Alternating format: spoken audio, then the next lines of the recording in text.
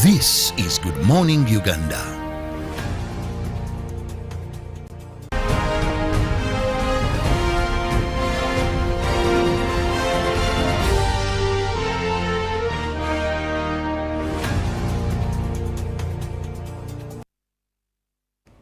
Six minutes after the hour of 8 a.m. Good morning, Uganda. Thank you for joining us yet for this very special segment. For those of you who have been able to wake up with us all the way from 6:30, you're still with us. Well, it's quite a pleasure. And if you have just joined us, I must say it's not too late. My name is Philomena. It is quite a busy Monday morning. I know that a number of us are really into a rush, getting to office, getting wherever you are. But lucky for you, you can always catch up with us because we are streaming live on our YouTube channel. So you can catch up with us wherever you are, whether you're on the move, whether you're in office. Well, you will not miss any information. Well, this morning for this very special segment, I am joined by two special guests who will be helping me to talk about quite a topic that we all, hold dearly close to our hearts. And it has been happening. It's still happening. But the issue here is we are trying to make sure we stop it. And I am talking about gender-based violence and how to mitigate it. But even before we get into all that, all the causes, and maybe I should just introduce to you some of my special guests or all my special guests this morning. And in the house with me right now, I am so happy to introduce to you the Right Reverend Archimandrite Constantine Bonavinji. This is the Executive Secretary of the Uganda Joint Christian Council. Thank you so much for joining us this morning. Thank you. Well, it's a great pleasure to have a man of God in the house with us. But also I do have another special guest who holds this topic quite at heart, and that is Miss Julie Naluwama, who is also a gender-based violence advocate, who will be helping me out this morning. Thank you so much for joining me. Thank you for having us this morning. All right. Now, talking about gender-based violence, this is a topic we have had over time. It's not really new. We have not just started talking about it this year. It has been there for a while. But also because over the years, we have seen more conversations about it, more advocacy coming in towards it. But also, quite one unfortunate thing is that we are seeing a rise in cases. And now, before we get into why we are seeing the rise in these cases, maybe it's quite it's maybe basic for us to tell the people what gender-based violence, because I have interacted with a number of people. Sometimes you get it wrong, but maybe if you're to take us through what is gender-based violence, for someone to come out and talk about it, what exactly do we mean by gender-based violence? Maybe to start off, I don't know. Commit gender-based violence. Yes. I have to say ladies first. All right, maybe ladies first, and maybe to start off with you, Miss Julie. How would you describe gender-based violence? What is it exactly? Thank you very much for having us this morning. In the simplest terms, and I know that this has been with us quite for a long time, like you say, and it has become a very common phenomenon, so really people are aware of it. But in a very simple way, I would say that these are acts of violence that are committed towards people, and they are really based on their gender, who they are, these roles that society ascribes to them. And so this is violence that is instigated and directed to them because of those kinds of roles that are ascribed to them by society. Okay. And now, by the nature of it, of course, this is a serious offense. It's a part of, it's a crime, I must say, and it's also a threat to security to very many people who fall victim. Now, we have seen quite a lot of advocacy work, and I'm glad you're an advocate for it. Yeah. But amidst all this work that has been done by several people when it comes to advocating, especially when it comes to mitigating it, we are still seeing the increase. We're seeing the numbers rising exponentially. What could be bringing this? What could be causing this? Unfortunately, that is the trend that we're seeing, that there is a rise in gender-based violence, like you say. But then we have to look at the underlying causes of gender-based violence, and have these changed? Have these actually been changing? What is the trend? Have they become more engraved in our societies? Are they now, have they worsened so to say. And if they have, then probably that's where we should be looking. And some of these causes of gender-based violence, the same things we have been talking about, issues of poverty, issues of substance abuse, you know, issues of mental health. And if these haven't changed, and if these haven't come down in the way, or if these haven't been addressed properly, then there is no way we can see a drop in the cases of gender-based violence as we expect. And so when we look at our mental health, and COVID is one of those things that really exposed how all vulnerable we are in terms of mental health, and how much we actually need to pay attention to this as a very important issue when we're dealing with issues of gender-based violence. And so these, because of these underlying issues that actually haven't changed that much, but have actually been aggravated by different, you know, complex issues within our society. That's why we still see a rise in these cases. Okay. Now, when it also comes to gender-based violence, we have already established that men, women, children, and no one is really safe from it. I mean, everyone can fall a victim. But also, I believe that there are very many stakeholders in this that can help in the fighting of this gender-based violence. We do have, you know, government, we have representatives from government, we have our local leadership, but also one of the most important stakeholders I know is that our religious leaders. They play quite a cardinal role in, you know, events like this. Now, I am also glad that we do have a man of God in the house and we would really love to hear from you, right, Reverend. What role can the, you know, church leaders do, and to what extent does their involvement in this matter? Okay, thank you very much, my sister. You know, when my sister here defined gender-based violence, and when we talk about gender-based violence, most people think it is a crime, crimes made against women. Mostly it goes on that side, not knowing that even children are affected. Men are being battered down there, but they keep quiet. They don't want to say it, because it would be a kind of a shame if my father comes and tells me, you know, my son, your mother beat me last night and now, now I'm suffering. You see, they suffer quietly there. But then, my sister tried to talk about the underlying causes. You know that most people now have a kind of stress, are traumatized, and they need counseling. Since the time of COVID, even before the time of when we have had a lot of corruption, people have had, we have now as a class of those who have and those who do not have. And that's a very serious issue. We have a class of those who are, for instance, who have their children in a certain class, and those who have others in a lower class. All those are perpetrators of what? Of gender-based violence. Now, as religious leaders, what have we done? And what are we doing exactly? You know, when you preach to someone who's angry, you preach to someone who's stressed, you preach to someone who has had problems at his home. There is too much trauma. Too much trauma. I don't think you will do much to change his mind.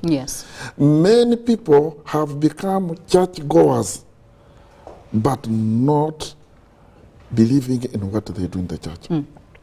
We have preached about peace, forgiveness, love, but you know what's going on now in the families. I take you back to the time of COVID. For me, during when COVID came in, and the women and men, children were complaining that we don't see our parents, we don't see our children would say we don't see even our parents. We don't. The parents say we also have very little time for our children. Then I said, okay, now we are having what? We are having this lockdown. Now it is going to be honeymoon. They are going to be together. But my God, I wonder whether you know how many families got broken. It was like tying a goat and a leopard together. Very many people really got frustrated, traumatized, and instead of now making a family, which is the source of peace, which is the foundation of everything, even in the nation, but our families got broken. That rang something to us, the religious leaders, that we have married people in the church. I will be with you for good or for bad, but those are promises which they were being proclaimed without internalizing them. So what are we doing as the church? We have seen where things have not gone right. That's why now we are emphasizing very much on issues of counseling. We are emphasizing on the issues of having leaders from Mothers Union, Fathers Union, the youth, so that they can see what is going on. Yes. We want to make another step in a society. We need a society whereby everyone will live peacefully. Because if we don't build the family, most of the family, if we don't build this family, we shall not have a nation. The way I behave now, the way your child behaves, for instance, if you want to see how people behave at home, how a certain man behaves at home, look at his boy. When he's talking, he's playing with other children.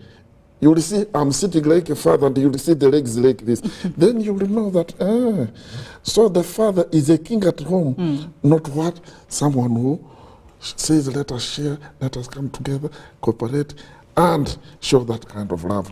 Okay. So another issue is that we have dedicated certain times. After preaching, you know, you can preach. We have dedicated certain times for talking about this gender-based violence. That one is after preaching. Then we are writing some books. We are writing even some kind of cyclical letters, pastoral letters to our own structures. You know, the church has the best structures from up to the last person in the village. So we are trying that, and with God's blessing, I think it is going to work very much. Okay. Thank you. Now, Miss Julie, some of the factors that have really made us see the rise, I mean, we can categorize them. Some of them are economic factors, some of them are political, some of them are social, but also I believe that some of them are cultural. And I mean, this is a point that has been raised by quite a number of advocate groups or advocates. They say that some of the cultural incidents or some of the cultural beliefs that we have they kind of enable these gender-based violence, whether against women, whether against men. How true do you think this is? And I mean, if it is true, I mean, to what extent do they contribute to, you know, the ever-growing number of cases of gender-based violence? Yeah, rightly so. Our cultural beliefs and norms have really been culprits when it comes to perpetrating gender-based violence. Yes. And unfortunately, you know, we have moved many steps in terms of, you know, our society today, the way we live as a global village. Many things have changed in our setting, but then culture, we still want the same old cultural beliefs and norms to actually apply. So culture is still important. Development is not insensitive to culture, it isn't. But then how then we apply some of these things and how we grow with the trends is what really matters. Yes. So it is true that some of these cultural norms, I wouldn't say that they're outdated, but we need to redefine them. Yes, and challenge them. And we need to challenge some of these. We need to ask very complex questions, tough questions to ourselves, and be very honest, yeah, in the way we answer them. When somebody says, oh, a woman shouldn't eat chicken, and when they do, then you beat them, and then you wonder, but what does the chicken do when they eat them? It's basic protein. Do they need it as well? So, you know, some of these things we need to ask, challenge, and allow ourselves to unlearn certain things and relearn others. Okay. Yeah, so we need to do a lot of reflection about how we reflect around culture and how we apply it in our current society, especially in the new normal. Yeah. All right. Now, Right Reverend, you did talk about, counseling, and at family level. Family is quite, it's one great unit. I mean, we all come from families, and sometimes the lessons we pick from there, that they portray or they kind of mold us into what we become. Now, when we look at the young girls and the young boys in all these families, sometimes I believe that the message that we pass on to them also helps them have a clear understanding of the world and even about some of these topics like gender-based violence. But in your view, do you think that we have done quite a paramount job at a family level? Parents, have they given the right message to the boys and girls when it comes to gender-based violence? Do you think that we have taught them enough that if you don't feel mentally okay, if you feel like you're not being valued at a family level, as a boy or as a girl, you have the right to report, or you have something to do about it, or maybe this is just something normal that you ought to do? Do you think family members have become handy, at that level? Well, thank you. What I would like to emphasize mostly is that the family or the parents have not given enough time to their children. Secondly, there are certain issues or there are certain celebrations, I can call them celebrations in quotes, which were there, which really used to shape the character of a boy or a girl, which you have termed as uncultured, as unwhat, or outdated. Yes. But they had a role to play. I'll give you an example. I come from the mountains of the moon. We had our circumcision period from the age of 16 up to when you are 16 years. Yes. That means you are a man ready to marry. Then you would go for circumcision. And they used to take most of us to Bundibujo. That's where we used to have those kind of lessons. Then they would tell you, now you are a man, you are now able to do ABC. And when you are circumcised, they tell you, now you are united to this land, your blood has trickled to the land. Yes. Now you should fight for this land. You are united with these brothers of yours. You see, that kind of unity was emphasized.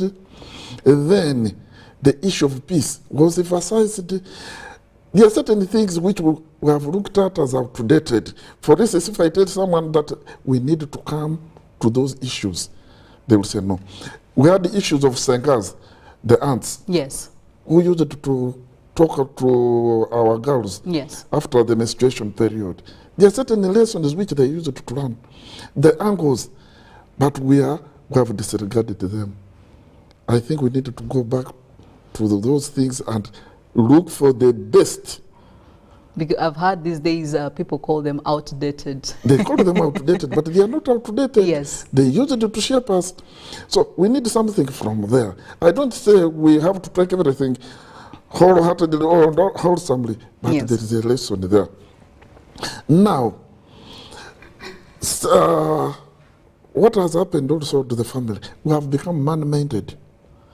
Everyone, man, woman, especially the working class. Yes. They have left the children to the aunt. They call them this, the mothers who take care of those children at the maids and those at the kindergarten. The children will take the behavior of the aunt in the kindergarten. And you will say, this child does not behaves badly or does not behave the way we used it to behave or the way our family behaves.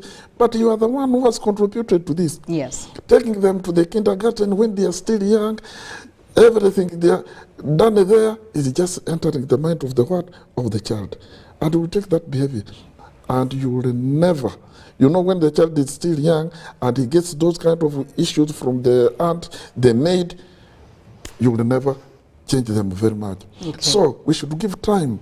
The family should give time, the kids, especially the parents.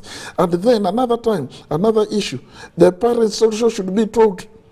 There are some parents who do not know what's happening exactly. Yes.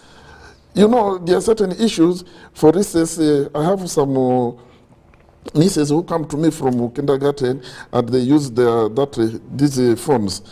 And when I talk about something, they say, Uncle, you know, it is like this and like this. Which personally, I don't know. The parents also should do what? Should learn. Yes. Issues of gender-based violence should not be left to the church, to my people like there's counselors like my sister here. All of us should work hand in hand.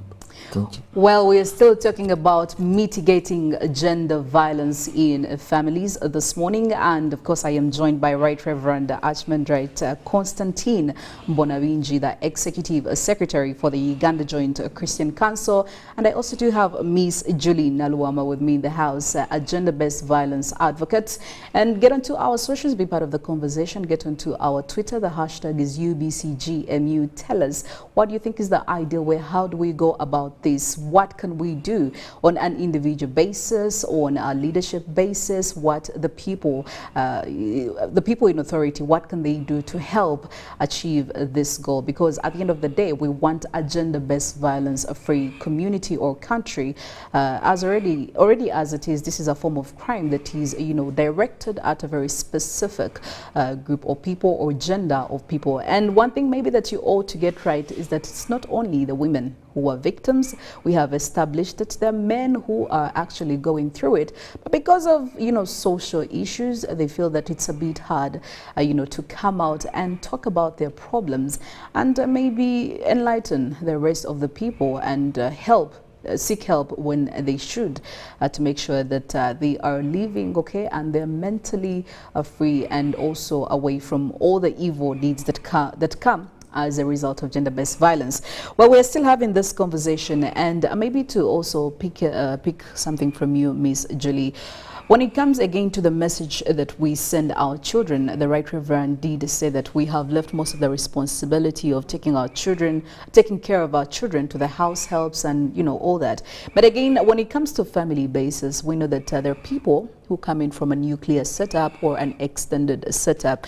Now, we've also seen reports that when it, especially for the extended family setups, we have seen children who have incurred quite a number of violence, especially the girls. And they feel a bit scared to talk about it or even reveal. And I mean, this was quite common during COVID-19 when we were locked, or we were all locked out, in our homes.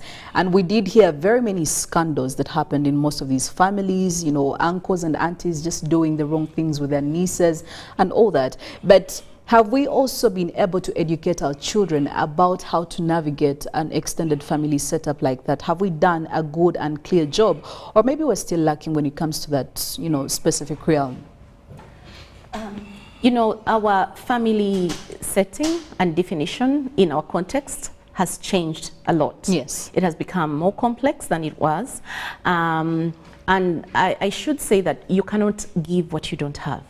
So if you're in a family setting where we all actually come from, you are not empowered, you have no voice, you have no support around you, there is no way you can teach the child how to be able to do that in that kind of setting.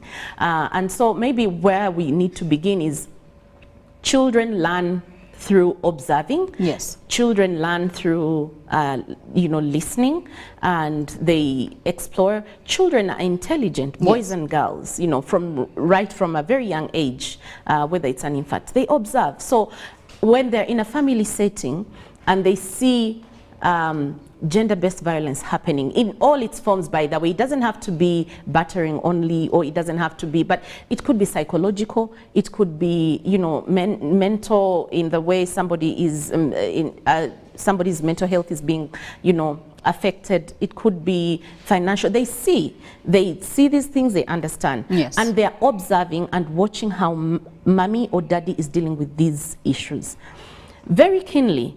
And so that's the first place where they learn how they will actually handle and navigate a family setting, whether it's a nuclear family or extended family. That's the first place they learn how to do this. So imagine you're in a car, you're going to probably school, early morning rush, and dad slaps mom.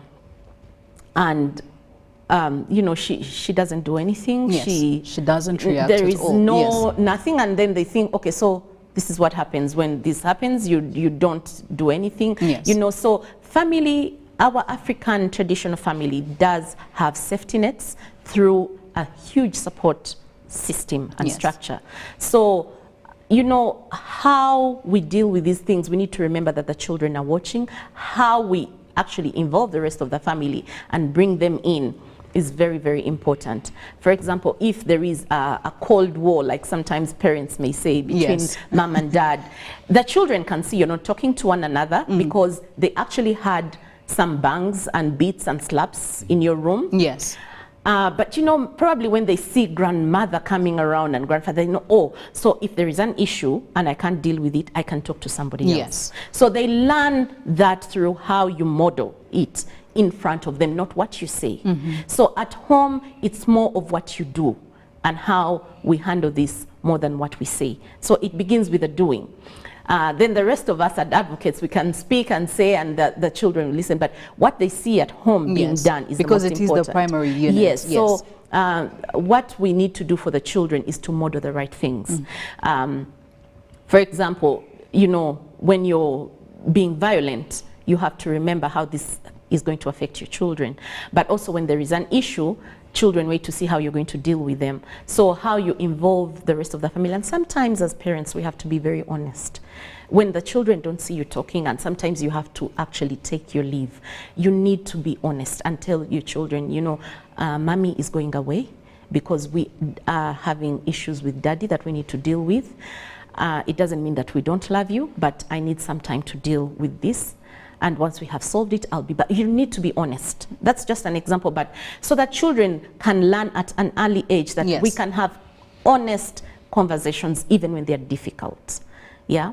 And we can also stand up for ourselves. It doesn't mean that when he slaps, you slap back, but how mommy stands up to this or how daddy stands up to this will be exactly how it will show. So what I can say at the bottom line is that we can't give what we don't have Yes. as parents.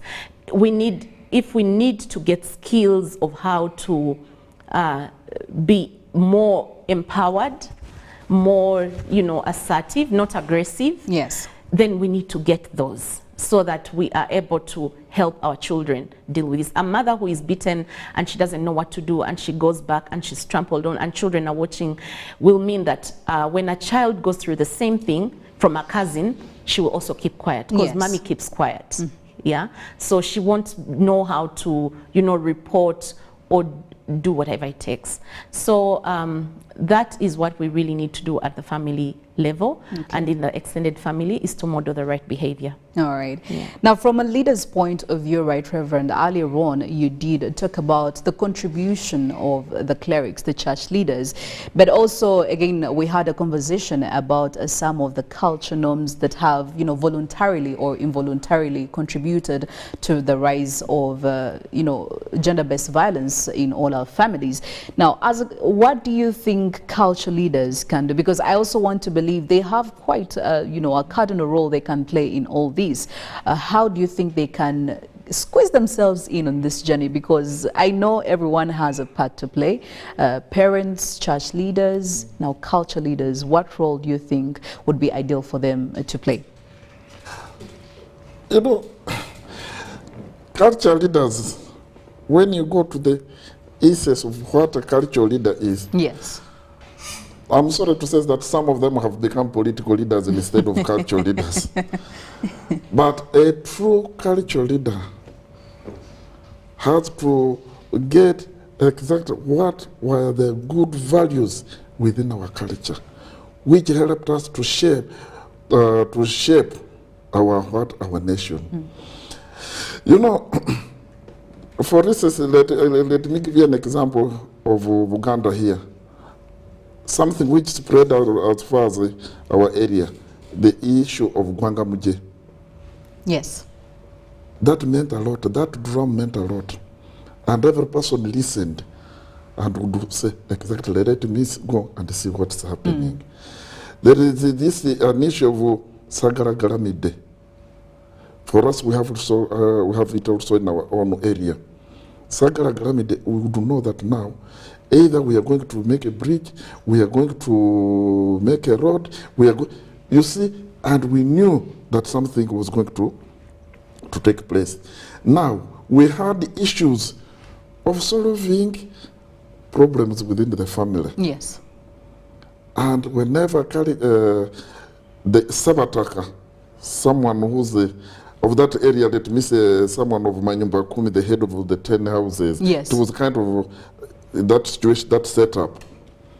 Whenever he would come and then set a certain problem, if he fails and it is taken a bit high, then the person who committed the sin starts becoming suspicious that something might happen to him, which is very bad. Either he will be expelled from the land, or he will be given a punishment which is heavy. But I feel there are very few cultural leaders who are doing such a kind of things. Secondly, the true cultural leader had to know, first of all, issues concerning his language. You know, when someone takes away your language, he would have taken everything away from you. Yes. So, you tell me to start speaking English here without even having some proverbs within my culture, which were teaching me something, then know that I'm gone. Yes. Our cultural leaders really should help us. You know, should help us to go back to the roots. For instance, in my tribe, we have a proverb which says that a person who slaps the mother will not live long to see the next day. And that means a lot. Respect for the mother. And the mother knew who she was. And if someone would say, my son beat me, culturally know what that means. So some of those things have gotten lost. I feel also our cultural leaders should come back and be true cultural leaders, not. And first leave the politics aside. Alone. Yes. Because this is a sensitive issue. We need to come back to the roots. When we had those cultural institutions which were strong, we would not be having hunger. We would not be having the issue of, for instance, the sexual violence you are hearing. Yes. For instance, in one of our areas, whenever someone would rape, that boy would be thrown over the cliff to go and die. And we knew that that one was really a curse. Whenever someone would play around with the issues of sexuality, then we would know the consequence culturally without even going to the religious people. So, it is my appeal to the cultural leaders that let us go back to the roots. Let us see where we have gone wrong, so that the issues of gender-based violence will certainly end. It is something we can handle. The only problem we have is this issue of social media. Then it is the issue of computers. I mean, yeah, even our phones are computers. Yes. We are learning more things than what we are supposed to have. You know, I'm sorry to take you to another area which you might not like. I would, if I was the cultural leader yes. of Ginger, which was once an industrial area of Uganda, and it becomes an area of Nyonyintono. For me, I would have said no. Some of you have seen photos which came from, videos yes. which come from there. Yes. Is that what we are supposed to do? And our people are there looking at that. This effect of this nyege will come out after some years. And our children were seeing it. And when you will see your child having sex with any other, with someone there naked like that, will you say, this child is very bad or what? You have contributed. We enabled it at the start, yes. This is something we should have stopped at the start. But maybe we did not know what was coming out. But when from me personally, this is my personal view, When I saw the videos which came from there, I said in my heart that this is going to have an effect. 10 years' time, we shall see what will come out. And will you beat your son that, why did you have sex like that? Or why did you behave like that? Yet you are part of the problem. You are part of the problem? Yes. No. Well, mitigating gender-based violence in families is the topic of discussion this morning. Now, as much as we have acknowledged that all sexes are victims of gender-based violence, we also cannot do away with the fact that in most cases, women, take the biggest percentage as victims.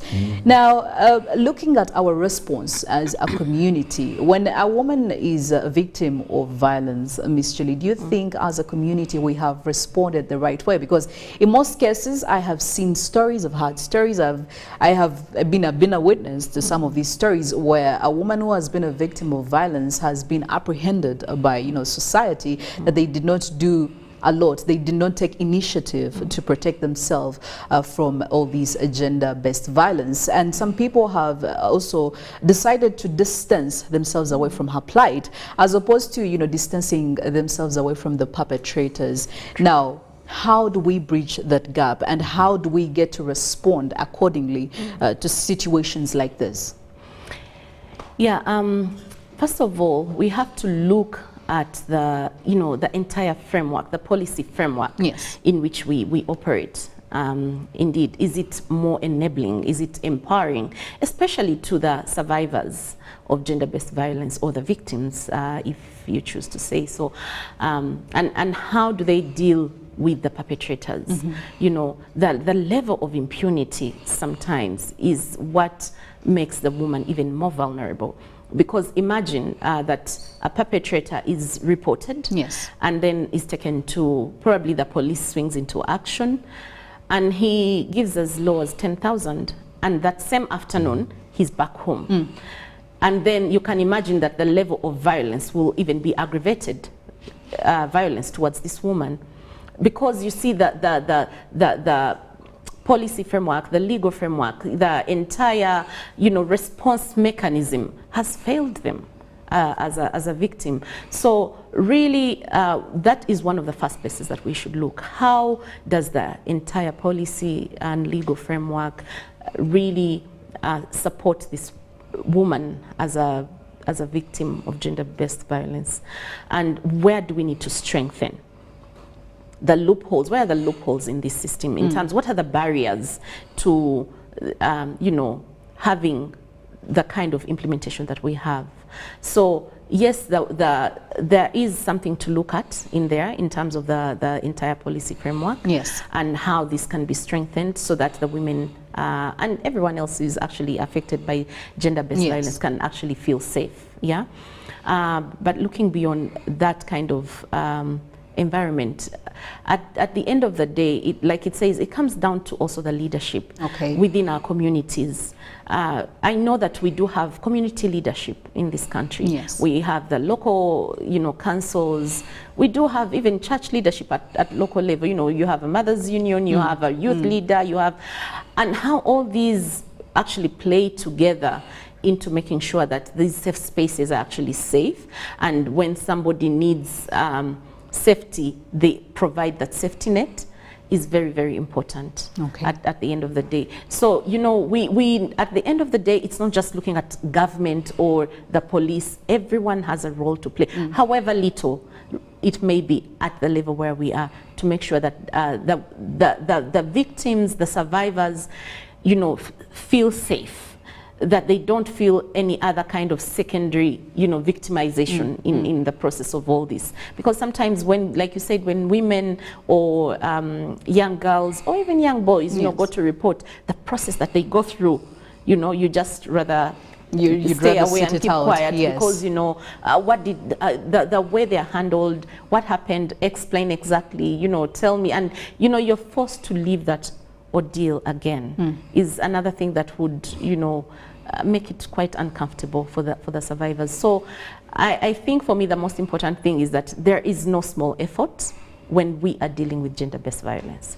Okay, Yeah. thank you so much. As we're trying to wind this one up, Right Reverend, what would be your parting shots on this very specific topic? You know, I think as men, there is one time when we should come out and say sorry to women. And we needed to apologize. And it will not cost us something much. We needed to say sorry to them. They are our mothers, they are our sisters, they are our cousins, but we have done more harm than good to them. That is an obvious issue. Though we say many have also been affected, yes, they have been affected, but not to the extent like women. Yes. Now, what I would ask and what I really am praying for is that let us live in harmony. Let us live in peace. Let us love one another. Because if there is no love in the house, if the man is being beaten by the woman or the woman being beaten by the man every day, within the family, don't think you will get out a very good leader. Even if you will get a leader, he will be a leader who will be a terrorist, I can say. Yes. Because he will have learned from what the parents are doing. Please let us build a very good family. And let us avoid some issues which can cause gender-based violence. Let us learn to say, forgive me. If me as a man has done something bad to my wife, it does not cost me anything to say, even in front of my children, to tell my wife that, hi, darling, please forgive me. I never intended to do this. The children will say, so that's it. You know, someone who was your darling, who has been your darling, I wonder how he comes to become a piripiri at a certain level. Someone I usually look at the time when you are trying that courtship and marriage, Yes. when you are deceiving each other, going to the beach, saying, even when Lake Victoria will dry, You're trying to impress. Yes. But Lake Victoria has not yet dried, and now the love has really dried down. So let us create that love. Let us love one another so that we make a very good family. From these families, we shall get very good religious leaders. Yes. We shall get very good civil leaders, and we shall have very good children. And this GBV will be something of history. Thank you. Thank you so much, Right Reverend Archimandrite Constantine Mbonavinji, the Executive Secretary for the Uganda Joint Christian Council, and of course, Ms. Julie Naluwama, a gender-based violence advocate. Thank you so much. I hope our viewers can pick a leaf or two. I will leave a question up to you for this morning. What have you done? What have you contributed to the fight against gender-based violence in our families at your local level or in your communities? That is the key point here. It all starts with you on individual basis. Everybody has a role to play. Thank you for joining us this morning. It is Good Morning Uganda. We'll be having the sports updates right after this. I am Philomena Mastiko. Have a wonderful Monday and a productive week ahead.